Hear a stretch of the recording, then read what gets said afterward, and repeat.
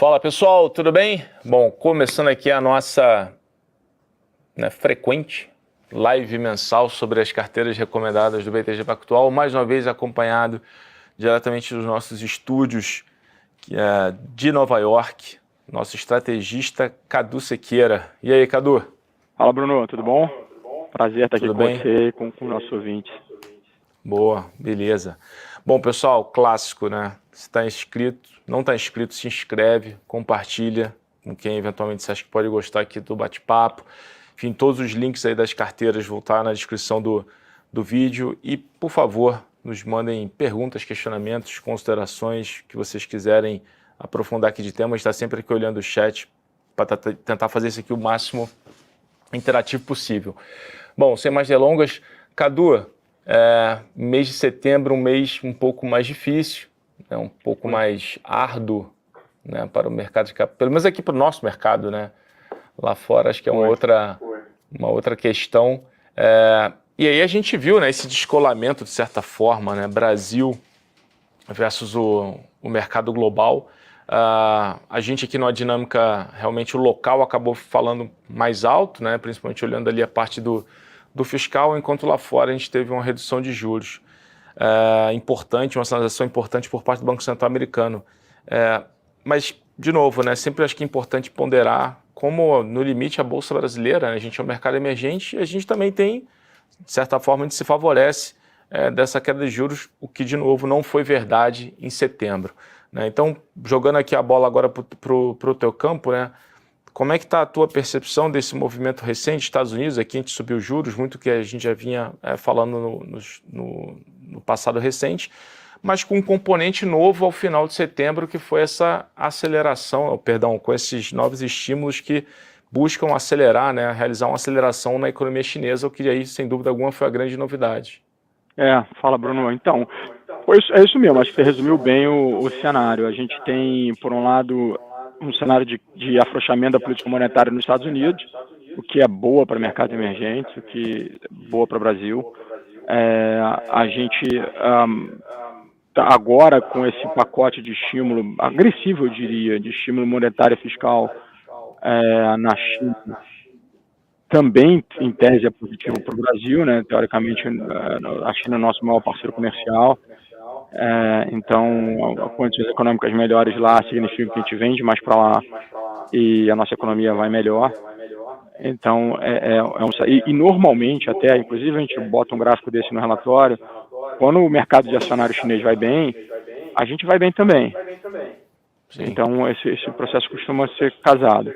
Então, a gente tem, do ponto de vista de cenário externo, tanto nos Estados Unidos quanto na China, eles são positivos para o mercado emergente de maneira geral, mas para o Brasil em particular. Então, acho que esse é o pano de fundo. Por outro lado, eu acho até que pior do que o aumento da Selic, eu acho que o problema que está impactando a percepção dos investidores de maneira geral é a piora do quadro fiscal, que faz com que o juro longo, né, suba. Então, se você vê o que aconteceu nesse último mês, o juro longo nos Estados Unidos está caindo e o juro real comprimiu. E no Brasil, o nosso juro longo subiu. E o juro real subiu, o que fez com que o gap entre juro real no Brasil e nos Estados Unidos, aquele prêmio que a gente tem, tenha aumentado de forma importante nos últimos 6 meses.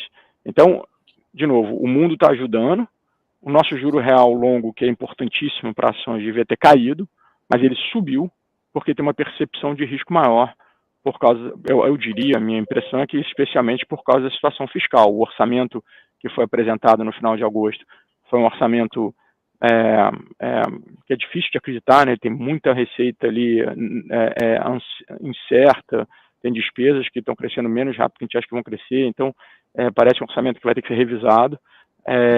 O próprio relatório bimestral de despesa e receita, ele acabou sendo ele acabou não tendo, ele teve reversão de contingência, então acabou que o governo disse, não tem problema, vou gastar um pouco mais. Então acho que isso tudo deixou o mercado meio azedo, assim, né? Então, por isso que a gente vê o mercado acionário americano indo super bem, juros longos para baixo, e a gente não conseguiu capturar esse movimento, né? E agora a gente tá tendo ajuda adicional em tese, vai ter uma ajuda adicional de China. Então, ainda acho que a gente tem uma conjuntura global muito boa para a gente só precisa arrumar um pouquinho aí o nosso fiscal, né? Tem esse ponto.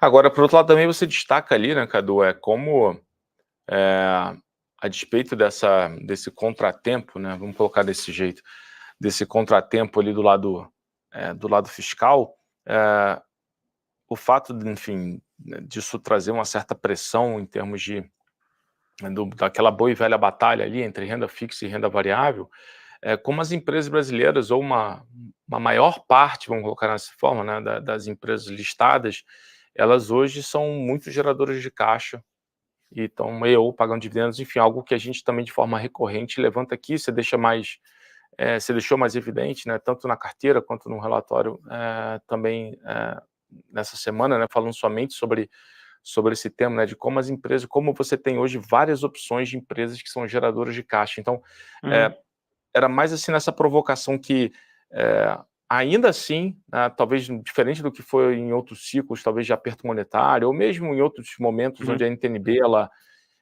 aumentou, né, ficou mais elevada, a dinâmica do lado micro, que eu acho que é um ponto importante, parece muito diferente, né, Cadu?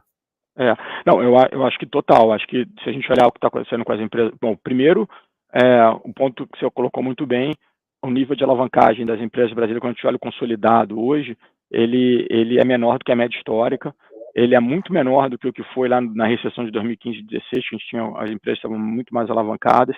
Então, isso de cara é muito melhor. Além disso, o resultado das empresas está crescendo, quer dizer, a atividade econômica está forte. Então, não é um período de recessão, é um período de atividade econômica forte, e as empresas estão reportando resultados melhores, e tem mais capacidade de enfrentar um cenário de aperto monetário. Então, acho que isso é positivo. E a gente, como você bem falou, a gente fez um highlight disso no relatório que a gente publicou alguns dias atrás, e isso está na nossa cabeça na hora que a gente toma a decisão de como montar a carteira. A gente não quer ter na nossa carteira, nesse momento, ações que tenham muita dívida, e muita dívida ligada à Selic, né, ligada à taxa de juros de curto prazo. Então, tem até algumas empresas que são muito endividadas, mas elas normalmente têm os instrumentos mais longos, ou estão conectadas em outras variáveis que não a Selic diretamente. Então, a gente tem observado, a gente tem prestado atenção e tomado cuidado para selecionar ações que a gente não acha que vão ter o resultado dela negativamente impactado no curto prazo por causa do aumento da Selic. Não, perfeito. E, por fim, essa parte ainda a gente falar da carteira, né? E do lado de fluxo, assim, até que na margem a gente viu uma certa melhora, né? Principalmente por parte do fluxo estrangeiro, né? O local ainda está ali, enfim, está menos pior, vamos colocar desse jeito, né? Talvez do que no... Isso. Acho que o estrangeiro, assim, a gente teve, com a melhora do mercado americano, né, com a redução com o afrouxamento da política monetária americana, a gente teve entrada de recursos. Se a gente olhar ali julho e agosto, a gente teve 14 bi de reais de entrada líquida de recursos no Brasil, que não é fantástico, mas é bom. E nesse mês de setembro, o mês começou, você lembra, o orçamento foi apresentado no final de agosto. No início de setembro, teve uma saída mais forte de estrangeiro. Havia entrado 14 bilhões, eles saíram, mas ao longo do mês, uma parte do que saiu voltou.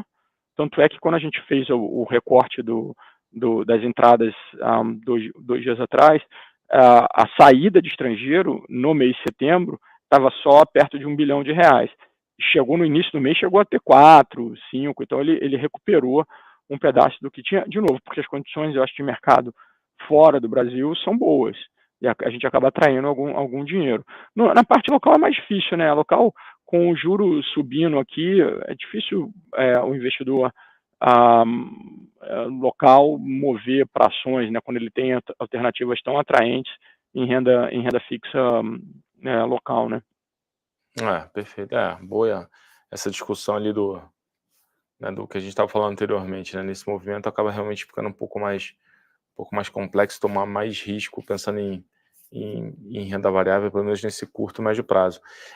E aí, Cadu, pensando agora na carteira como um todo, então você, tentando resumir aqui para o pessoal, né, sem dar spoiler das posições, né, mas fazendo esse mix entre ativos, né, levando em consideração essa questão da geração de caixa, empresas menos alavancadas, que ainda assim têm a possibilidade de entregar um bom resultado no aspecto micro, e também, obviamente, essa questão do estímulo de China, né, que chegou ali no final do mês de setembro e pegou um mercado, de certa forma, muito leve, né? A gente já viu, o banco já vinha apontando isso, né? O Léo já vinha apontando isso em pesquisas recentes com gestores, quando olharam o setor de commodities, né? De certa forma, commodities era um setor que praticamente ninguém tinha ou ninguém queria ter, né? Enfim.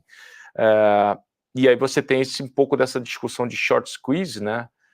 E também um pouco da própria incapacidade de entender até onde vai esses estímulos novos, né? Então, como é que você buscou, Cadu, assim, setorialmente falando, expressar essa dinâmica aqui na carteira, né? Sem falar nomes ainda, mas digo assim, jogando para você, para abrir os nomes de como você expressou isso na carteira, né? Legal, Bruno. Não, então, eu acho que a gente de fato, a gente não tinha nenhuma exposição à China ou a que a gente chama de materiais básicos, né, basic materials na carteira. Há muito tempo que a gente não tem. O mercado, de uma maneira geral, como você bem disse, está muito pouco alocado nesse setor, porque a economia da China vem performando mal. Então essas empresas são conectadas diretamente na China, por exemplo, as que vendem minério de ferro, elas acabam naturalmente performando mal, então a gente não tinha essa exposição.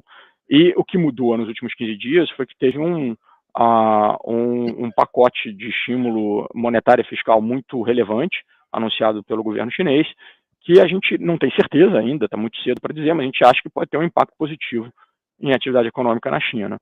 E o que seria positivo, então, para esses exportadores de commodities, né? E a gente, como tem nada na carteira e esses papéis têm um peso no índice, né? São pesados, a Vale tem 12% do índice, se soma a Vale mais a Siderúrgica, a gente vai chegar lá nos 15% do índice. Então, a gente achou que a gente estava muito desprotegido, né? A gente estava muito pouco exposto a esse movimento, que, de novo, a gente não tem certeza absoluta nesse momento se ele vai ser um movimento que vai fazer a economia chinesa, de fato, ganhar dinamismo ou se não vai. A gente não dá, é muito cedo para dizer. Mas, na dúvida, tendo em vista que a gente estava muito pouco exposto a esse setor, a gente preferiu se proteger adicionando Vale com 10% da carteira. Eu diria que muitos outros gestores, além da gente, fizeram movimento similar, ou estão fazendo movimento similar, estão tentando buscar alguma proteção para não ficar completamente exposto a esse cenário que hoje é mais incerto. Até recentemente, estava fácil apostar que a economia chinesa ia mal. Agora está mais difícil apostar que ela vai mal. Então, eu acho que isso foi um movimento importante que a gente fez na carteira, trazendo o Vale para dentro. E a gente, aproveitando, Bruno, que muita gente me perguntou já em outros fóruns, quando a gente está discutindo a carteira desse mês, a gente aproveitou e tirou petróleo. Então, a gente tinha, a nossa única commodity que a gente tinha na carteira era petróleo, a gente tinha PetroRio, até agora recentemente, e a gente tirou o PetroRio para colocar Vale. Então, a gente saiu de petróleo e entrou em minério de ferro. O petróleo é importante para a China também tem um impacto no petróleo, mas não tão diretamente quanto o minério de ferro. E aí você fala, mas por quê, né? O mundo, se a economia de repente vai melhorar na China, está melhorando nos Estados Unidos, por que o petróleo não está indo bem? E aí eu acho que o ponto é que, diferentemente de minério de ferro, a oferta de petróleo ela pode ser muito aumentada se os países produtores quiserem. Né?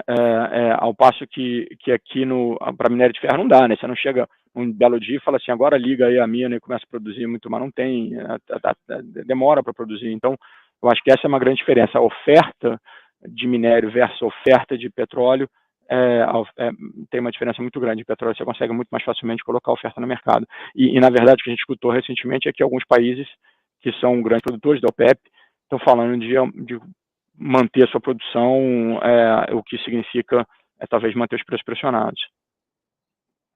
Esse é um ponto, apesar da toda essa discussão, né, ainda conversa também com essa questão de incerteza, né, mas enfim, a sensação que realmente o minério é uma commodity muito mais under-owned, né, de certa forma, né, com pouquíssima gente alocada, muito ceticismo.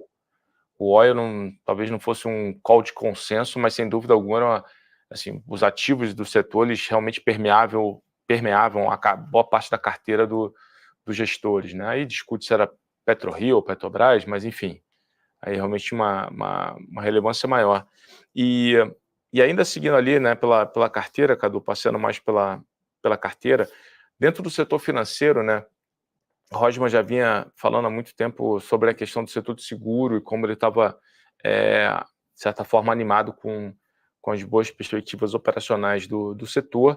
E aí, na carteira, nesse mês, você manteve Itaú, né, no setor de banco, tinha Banco do Brasil e realiza justamente essa troca, né? Sai Banco do Brasil e entra Porto Seguro, que veio de um segundo tri, enfim, bom, sofreu revisão positiva das estimativas de lucro adiante, enfim, sem querer também, né, roubar todo o discurso, mas essa foi imagino que foi basicamente por aí essa reflexão, né?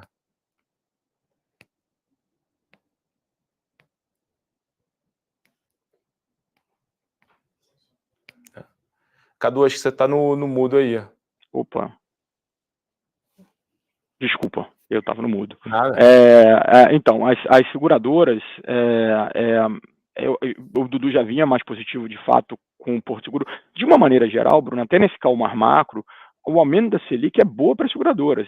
São um dos poucos setores que se beneficiam de Selic em alta. Né? Então, a gente já estava meio de olho nesse setor, né? Falando, pô, se a Selic vai subir, está subindo, a gente devia ter mais exposição a seguros. E o Dudu, que é o nosso analista cobrindo serviços financeiros, está muito animado com a evolução de Porto Seguro, com o dinamismo que a diversificação da carteira dele está trazendo, com a rentabilidade um pouco mais elevada, retorno sobre equity mais alto. Então, a gente achou que era perfeito, a oportunidade era perfeita de ter uma seguradora que está no momento operacional bom e que ainda se beneficia desse novo cenário macro de aumento de Selic. Aí você fala assim, pô, e o Banco do Brasil? Não, a gente até gosta do Banco do Brasil. É que a gente acha que o resultado do Banco do Brasil nesse terceiro trimestre não vai ser tão forte. Então a gente falou, bom, taticamente podemos tirar o Banco do Brasil, trazemos seguradora, esperamos o resultado do terceiro trimestre para ver como é que vai ser, e aí conforme for a gente decide o que fazer com o Banco do Brasil. O Banco do Brasil tem um aspecto muito interessante também nesse cenário que a gente vive. Ele é barato e o dividendo dele é muito elevado. Então, para quem está buscando proteção, segurança e tal, o Banco do Brasil oferece essa proteção através de dividendo. A gente achou que, no momento, faria mais sentido a gente ter Porto Seguro do que o Banco do Brasil, e daí a troca. Perfeito. E aí, Cadu, tem né, por fim ali um nome que já teve na carteira, saiu e agora ele retorna, né, que eu acho que talvez tenha sido, não vou dizer que foi talvez um grande debate em 2024, mas no mínimo tem sido curioso acompanhar essas questões relacionadas à Ambev, aqui já dando nome para pro ativo, né? Você tem volume muito bom, um dividendo razoável, uma incerteza ainda relacionada à capacidade da companhia de repassar preço, consequentemente aumentar mais ao longo do tempo, mas casa bem com o momento atual, né?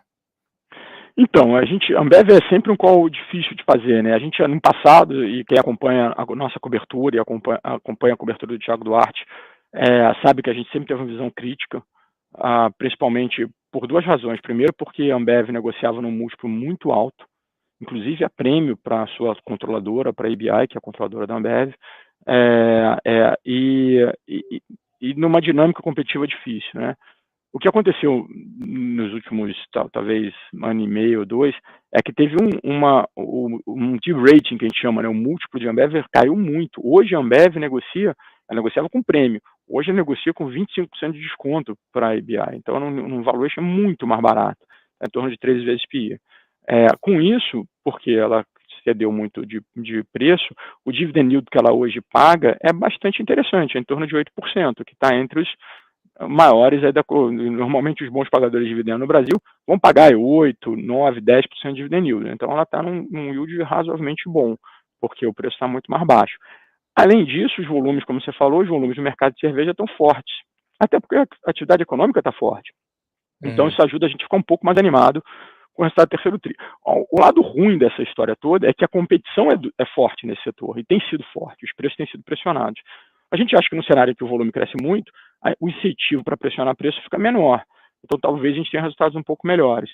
E outra coisa importante de Ambev também nesse calmar macro, a Ambev é caixa positivo, ela é caixa líquida, o que significa, de novo, que numa Selic em alta, ela vai ganhar mais dinheiro do que perder. Então, o que ela gasta de despesa financeira com pagamento de juros de dívida, ela vai mais do que recuperar com o caixa que ela tem aplicado.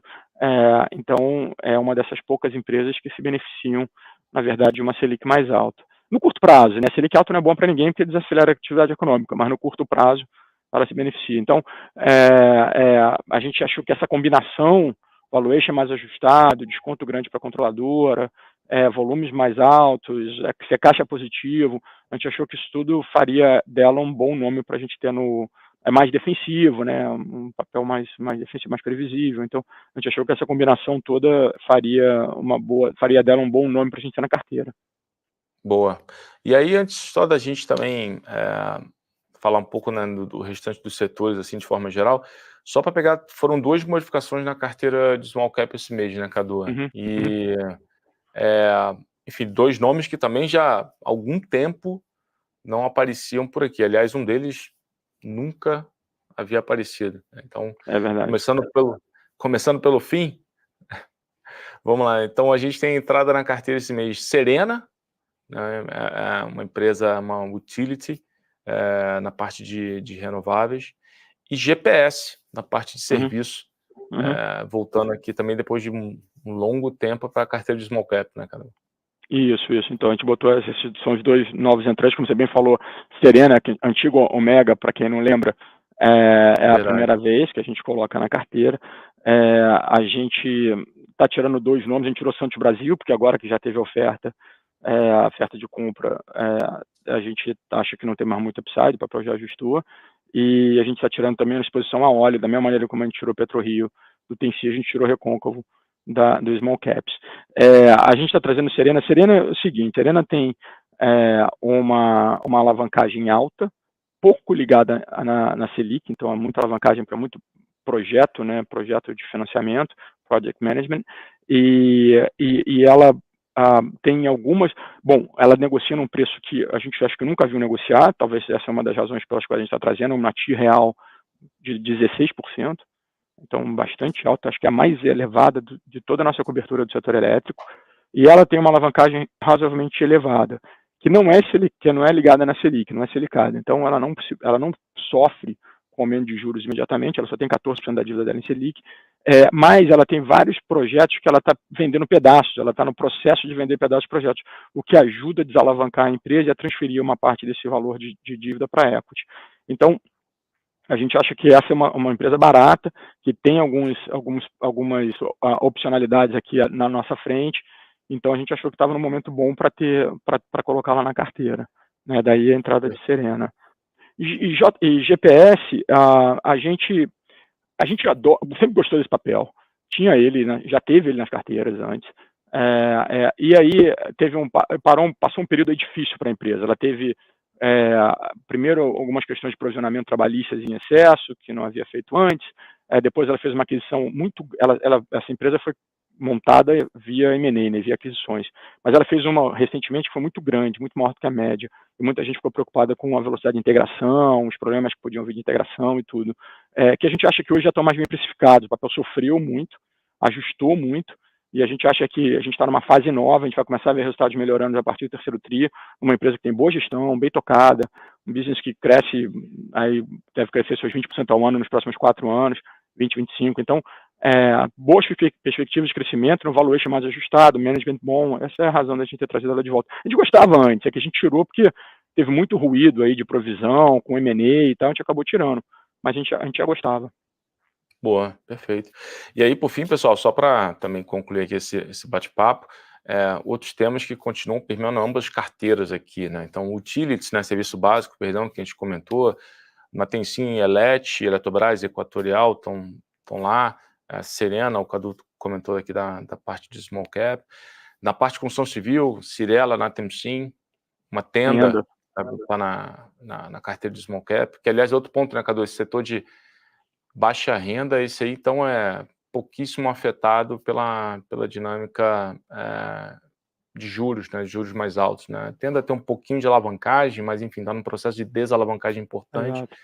Então, muito É marginal. porque elas estão dentro da regra do programa, né, Bruno? E as regras do programa são muito boas, as regras do Minha Casa Minha Vida para as empresas. Então, o que a gente viu acontecer nesse último ano e pouco, é que as empresas de baixa renda se desalavancaram muito. Hoje em dia, plano é caixa positivo, a Cura é caixa positiva, a Direcional não tem dívida nenhuma e a Tenda tem alguma dívida, mas como você disse, ano que vem já vai ter muito pouca. Exato. E aí a gente segue, aí saúde, Redditor na Temsim, Fleury, na Small Cap, parte de Industrials ali, Capital Goods, né, bens de capital, a gente tem Marco Polo na Temsim e na Small Cap idem. E aí, por fim, a gente tem uma tese ali também da parte de alta renda, né, no caso aqui da Temsim, a gente tem Vivara e também na Small Cap, ambas carteiras com a mesma tese, né? Vivara orbitando ali os dois portfólios, também uma tese, enfim, uma cabeça muito parecida, né? Gera caixa, pouquíssimo afetado, ou muito pouco no relativo afetada pela questão de juros mais altos, enfim, deveria ter também um bom momento operacional, um bom momento de resultado, por isso está lá, segue nos dois portfólios. Exatamente. Bom, Cadu Sequeira, te agradecer mais uma vez pelo tempo, pelo bate-papo, pela troca de ideia. Pessoal, agradeço a todos vocês aí pela audiência, só um último ponto aqui, que o Danilo tinha feito a pergunta, a gente falou sobre minério de ferro, ele perguntou se o alumínio também poderia ser afetado. Certo, assim, a princípio deveria ser afetado, a dinâmica é um pouco diferente, alumínio você não tem uma dependência tão grande assim somente de China na demanda, né, e tem muito mais ofertante no mercado, e aí tem toda uma discussão também de shift de curva de custo, que para o alumínio ela mudou também de forma importante nos últimos anos, com a inflação toda de custo nessa tese de reflation. Então, assim, deveria ser afetado, mas a dinâmica é bem diferente. Alumínio é mais utilizado em finalização de obra, minério de ferro para aço é mais no início, né, e também na parte de infra. Então, assim, são vetores que tem algum vaso comunicante, mas a demanda ali ela tem uma diferença importante. Então, nesse momento, acho que o minério de ferro acaba sendo realmente a primeira derivada ali da discussão, Danilo. Bom, exato. Cadu, brigadaço. Eu que agradeço, Valeu Bruno. mesmo. Obrigado. Obrigado a todo mundo que está acompanhando a gente. Muito obrigado. Boa, pessoal, quem assistiu, não curtiu, curte, dá tempo de compartilhar. Os links da carteira estão aí na descrição do vídeo. Um abraço a todos vocês. Mais uma vez, obrigado pela audiência e até a próxima live. Valeu, obrigado. Um abraço. Até logo. Tchau.